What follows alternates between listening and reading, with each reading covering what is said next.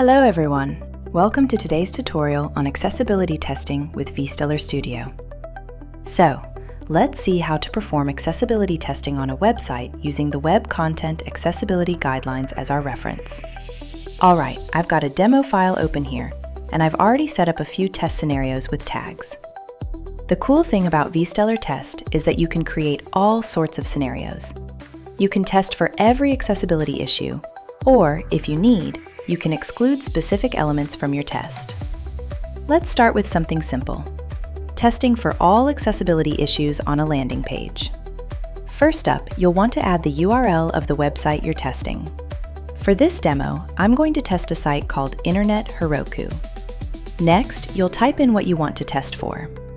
Here, I'm looking to find all accessibility issues.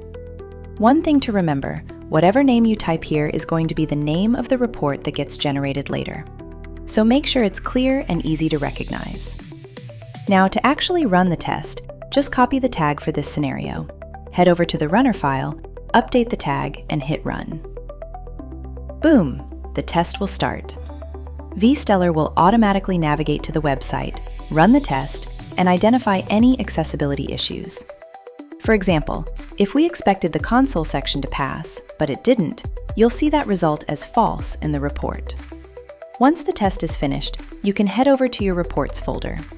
There, under the accessibility section, you'll find the report. It will show you all the issues that were found, and the name of the report will match exactly what was tested.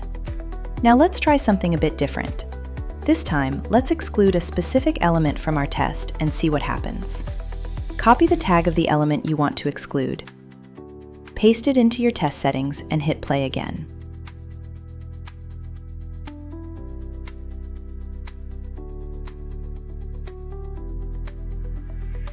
When the test finishes, check the second report and guess what? You won't see the excluded element in the results anymore. Lastly, let's talk about websites with frames.